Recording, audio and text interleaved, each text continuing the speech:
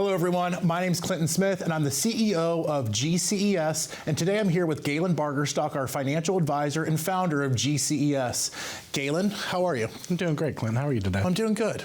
Nice. Yeah, another nice day. Great day. We're here recording our episodes. This is our 14th episode of our 2 cents, and today we're going to be talking about nightmares on Retirement Street. And Galen, I know that we have seen some pretty bad situations because people like to procrastinate. I'm a huge procrastinator, and I understand that a lot of people are going to do that when it comes to their retirement.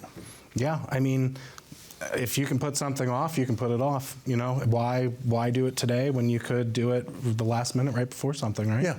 Well, I mean, a good reason to do it ahead of time is because the longer you give us, the more that we can do for you. It's no surprise. It's nothing new to anyone, but the sooner you start Wow, having trouble getting words out of my mouth. The sooner you start preparing for retirement, the better off you're going to be when you actually get there. Yeah. And I'm sure you've seen that with a lot of clients. You know, we have clients now that are in their 20s and 30s. They're going to be a lot better off whenever they get to their 60s than people that we know that are currently in their 60s. Yeah, I mean, the biggest impact that I can have on anybody's life is right when you start your career. Help you elect the correct benefits right from the very beginning. And, you know, it's not autopilot from then on out because there's certain stage points in your life where we're going to have to mix stuff up. But, you know, the sooner the better. You know, last minute, it's common. You know, nobody wants to think about retirement because it's so far away, and it might happen by accident, you know, like disability or something. Yeah. Moral of the story here is if you start sooner, the better off you're going to be. Everyone knows, like, you know, things you don't do in a horror movie, run upstairs. You know, those are common things that you just don't do. It's like, okay, they kind of want to get killed at this point if they're doing this. Yeah. So if you're waiting until the last minute to plan your retirement, there are a slew of things that can go wrong. And if it will go wrong, it usually does. Yeah, Murphy's Law, right? Yes. So these are some of the big oopsies that we've seen over our careers and our time in working with over 1,000 people planning their retirement. And just to be clear, we are changing the names, we changed the story slightly, just because we take our clients' privacy and information very seriously, and we don't want to be sharing anything that would bother someone personally. So these have been changed slightly in order to protect the innocent. To protect the innocent. Yes. And really they are innocent because this happens to everyone. Yeah. Honestly, guys, if you're in this boat, I feel sorry for you.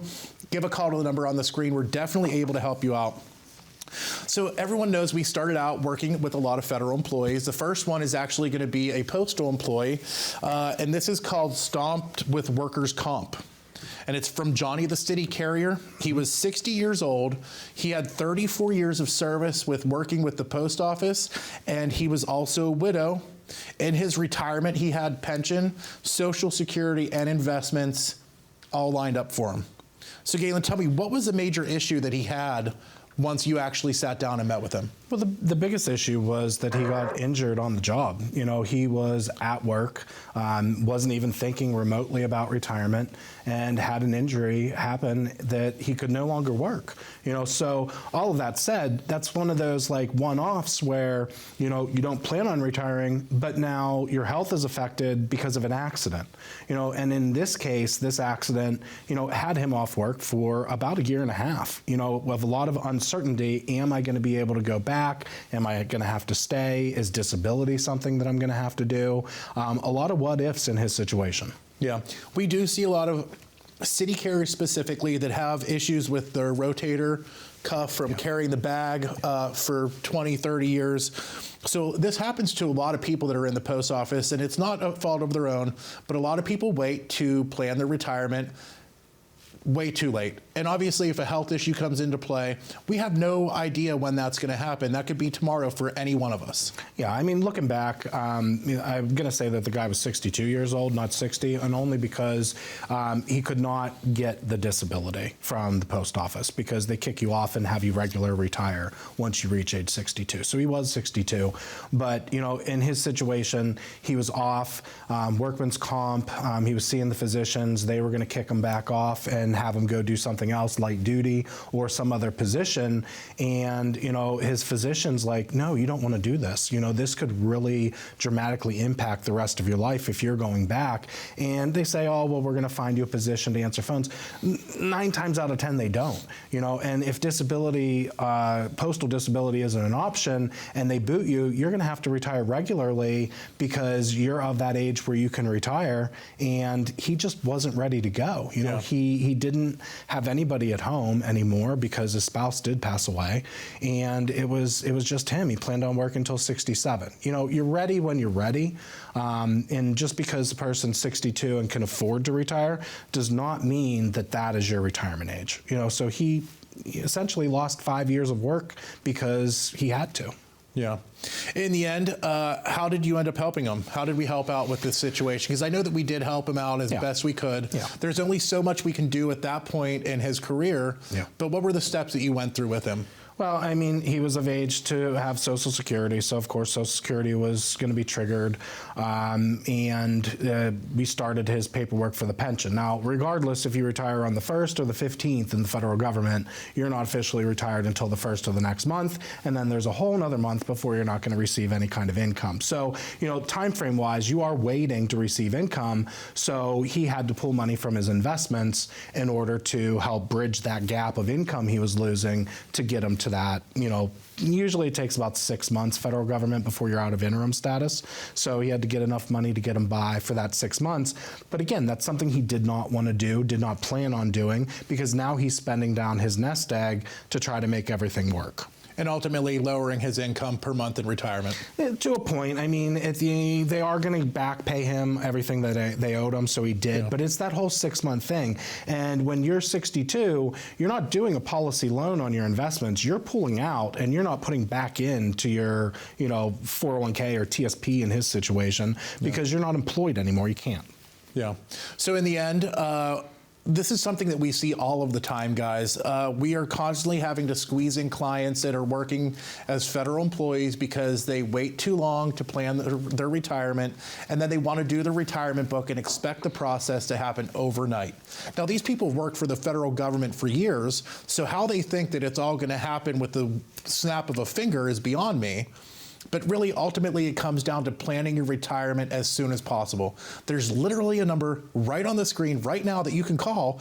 We can help you. You can go over all of this and find out all of the things that you need to know for your retirement and not become one of the statistics of a nightmare on Retirement Street.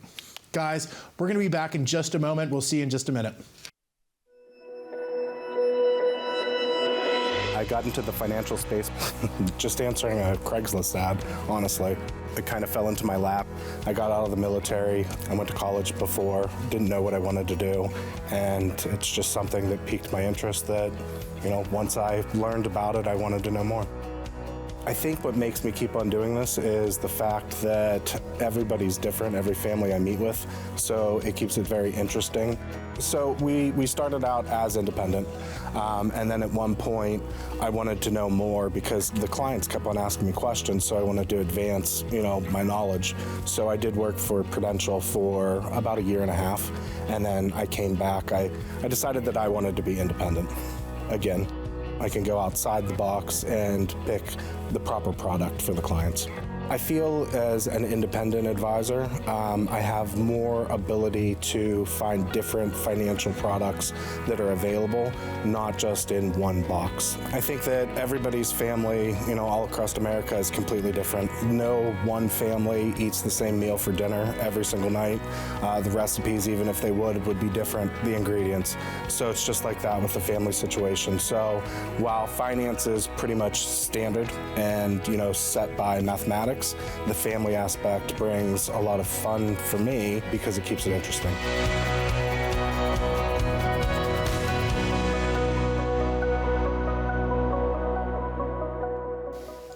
Everybody, welcome back. My name is Clinton Smith. I'm the CEO of GCES, and this is our 2 cents, where we talk with our financial advisor, Galen Barterstock, about all of the things related to finance and retirement and investing, 401ks, life insurance, all the things in that bubble.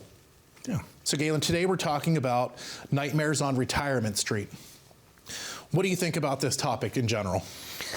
It's scary to retire in general. It's something that a lot of people will fear, even if they don't let on that they will because they've never not worked. But, there are horror stories that we're talking about to help you avoid certain situations. So I think it's good to have a conversation. And a lot of the times you're working and your coworkers have retired before you. Your coworkers are going to give you stories. So you're going to get a lot of the horror stories of what's going on before I have to tell you things to look out for because you've lived it because of your friends.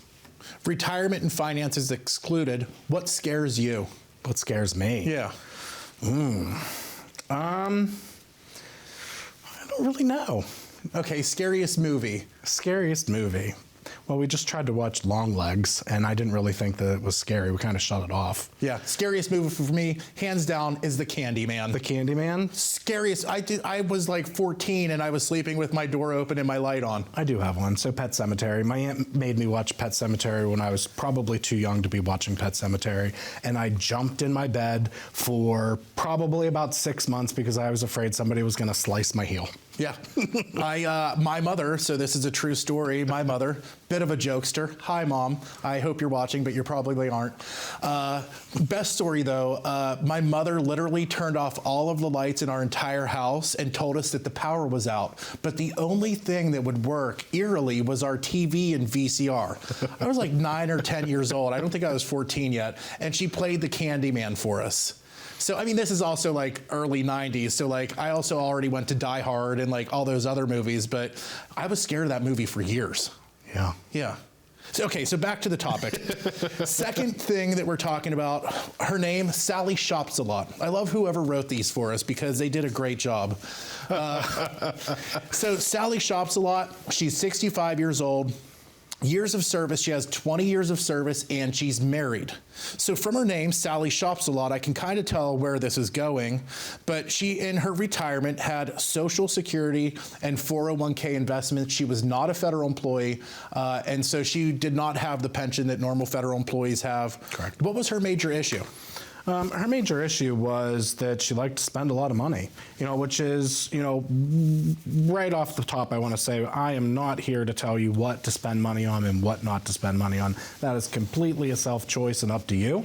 But, if you are spending above your means, I would say, you need to watch out for it because your retirement savings is meant to get you through retirement, not through the first couple months of retirement. And not just Sally spends a lot, but I've seen this from multiple people over the years that just burn through the retirement very fast to try to pay stuff down, but in paying stuff down, they're leaving themselves short in the future for unexpected things. Yeah. And we've seen this a lot. People end up deciding that they want to pay off their car, pay off their house, pay off their credit cards. And one of the things that we do, or Galen does as a financial advisor, is actually sit down and go over what to do, what to pay off, and how to structure it, where to pull the money from in the best way possible for the client in the end. I'll give you scenarios. Scenarios that I'm going to give when I sit down with a person are, well, if you pay down your house, this is what could happen. Yeah, you're going to get the monkey off your back, but you might be missing all of the interest that you could have been making in the investments by keeping that money in there because you had such a low interest rate paying back to the bank for your mortgage. So I'm going to throw many situations, many scenarios at you to let you decide what is better for you. Credit card debt is a big one. House is probably number one. Credit card debt is number two. But you just have to decide what's right for you because if you don't really have an extreme amount of investments, you shouldn't really pay everything down to have nothing because then you're not going to be able to, cope with the what ifs and you're not going to be able to keep pace with inflation. Yeah. So in the end, is it as simple as comparing the interest rate that you would have on your home or your loan or your credit card to the interest rate that you're receiving from your investments?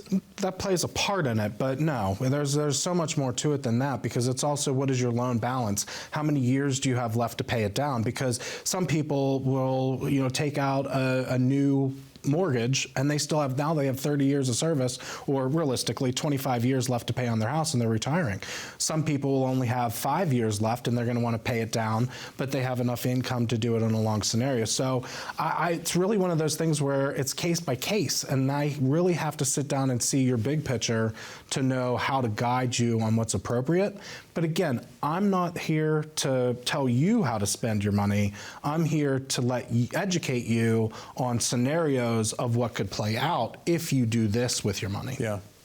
Ultimately, in the end, Sally Shops a Lot was told by you to, hey, this is not a checking account. This is the money you have to live off for the rest of your life. But we can't control what you do with that money. But when you call us afterwards complaining that you don't have any money in your investments because you spent it all, that's something that we can't really help you with.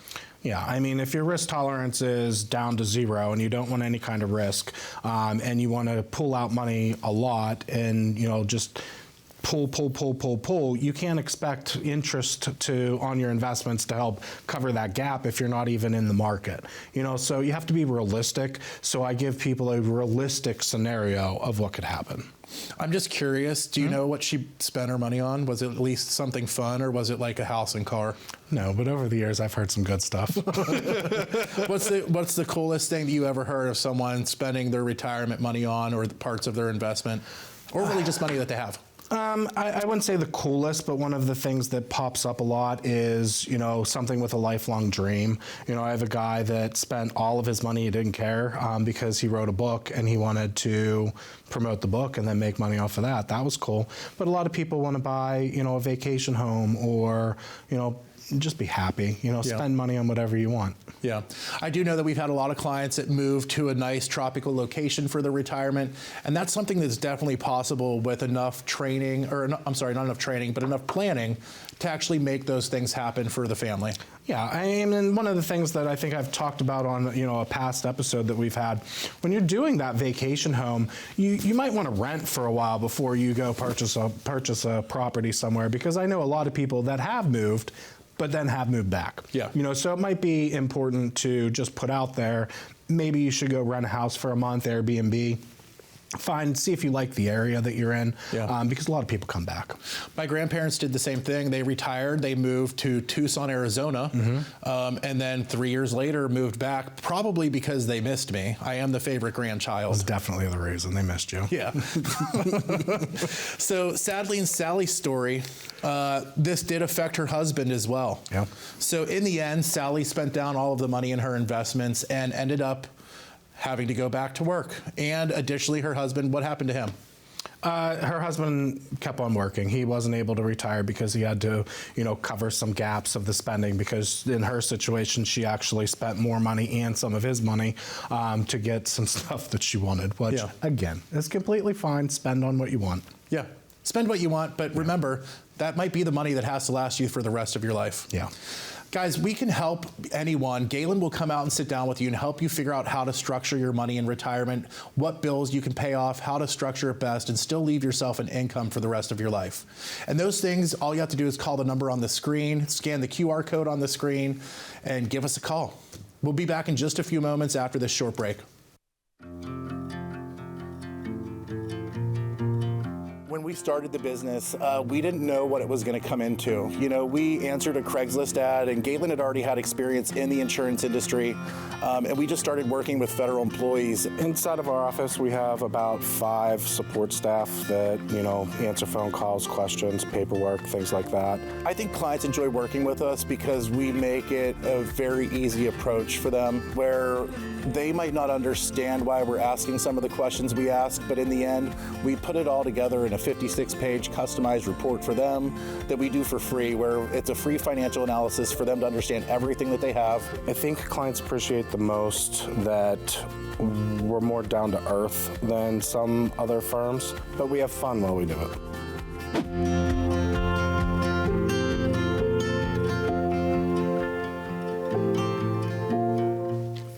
Welcome back to our 2 Cents, everyone. My name's Clinton Smith. I'm the CEO of GCS. I'm here with our financial advisor and founder, Galen Bargerstock, and we're talking about nightmares on Retirement Street. So, Galen, I know that you've seen more than just 3 nightmares on Retirement Street in your career, but the next one I want to say is probably one of the saddest ones that we're going to talk about today. You know, Sally spending all her money that we talked about before we went to break. Everyone likes shopping. You know, I can't really blame her for it. I probably would have done the same thing if I didn't do this my whole life. You definitely would have. Yeah, yeah, I know. So, but we're talking about next up is Tommy Tightwad. So, Tommy Tightwad and his untimely death, which really sums it up in the whole story if you really think about it. Tommy Tightwad was 69 years old. He had 42 years of service. He was never married and had no kids. He had Social Security that he never claimed. He had a pension that he never claimed. And he had over $4 million in investments that he never touched. Yeah. So tell me what happened. He was so focused on working that he didn't think about spending the money. He didn't ever think that he was going to have enough. And he just kept on building and kept on saving. His house was paid off. His cars were paid off. He drove, I don't want to say beater cars, but they were beater cars, but he did that for a reason, because he was trying to save money, because he was frugal. He just had all of his bills paid. Everything was in line, and he wouldn't spend a dime. And he had a crazy amount in savings on top of all of his investments and pension and 401k. And also, I know you brought this up earlier. How was he doing his home repairs? So home repairs he was doing himself, and he was using duct tape for most of the situations. Duct tape fixes everything. I just actually put duct tape on the back of a painting because nobody could see it. Why not? But he would do his own home repairs, and he wouldn't pay people to come in his house and fix it because he could do it, and he didn't care what it looked like as long as it worked. And that's completely fine, but he didn't want to ever spend money, and he was so worried that he would never have enough that he had way too much and just never did anything for himself. Yeah. To treat himself. He did stuff for himself. He just never treated himself. So ultimately, he never fixed the problem. He just covered it up with duct tape. Correct, yeah. Yeah, nice. He put duct tape over the leak, yeah. So I don't want to offend anyone that uses duct tape to fix anything, so let's just get that out of the way right now. If you like to use duct tape to fix stuff at home, give us a call. You probably have money in your investments that we can help you out with. There's a number on the screen, 888-391-3465. Just give us a call. So now that we cleared up our beef with anyone that uses duct tape, after this happened and he passed away, let's just clear that up. What happened? He passed away. He had nobody family-wise, spouse or children, to leave the money to, so it went to his family, his brothers and sisters. No, I meant what happened. What happened to him? Yeah, car accident, heart attack. So he did not show up for work, and a couple of coworkers were concerned that they actually went over and they found him, dead in his home. Yeah. Yeah. So heart attack, I believe. Ultimately, what do you think? Where could he have gone? There's really no way to fix this. There's no way to fix it. And, it's just something that I wanted to bring up as a topic. Tommy Tightwad, it's fun. Everybody knows a tightwad, no matter who you are. But it's not uncommon to, for no better word, hoard your money and not spend it. Yeah. We are from Pennsylvania. We were kind of raised that way, to save, don't spend. Oh, maybe not you. But, it's human nature to want to leave on money to somebody. But he didn't even have anybody to leave money onto in his situation. But so many families are doing without when they could. And that's kind of where a financial advisor can come in. What I like to call it is live on, leave on. You can live off your investments, and you can still leave on money to somebody, but you have to do it in the appropriate way, and just take a chance. Yeah.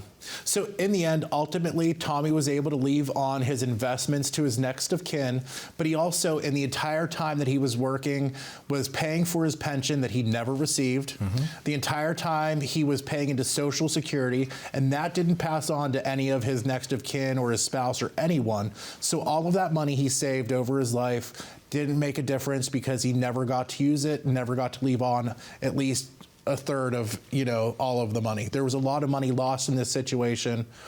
And there's really nothing we can do. He wanted to work. He was all good. It's just that no one knows what's unexpected. No one knows what's going to happen tomorrow. And that's why we like to meet with people as soon as possible to help them start planning their retirement and really the rest of their lives. Yeah, I mean, we talk about the health being an important factor into retirement, and it's one of the reasons why you don't know what could happen tomorrow. You just have absolutely no idea. Nobody, assumes that they're going to get cancer or they're going to have a heart attack. It's something that could happen. You could also get hit by a bus. Who knows? Or a meteorite. Get hit by a meteorite. Yeah. I think that could happen.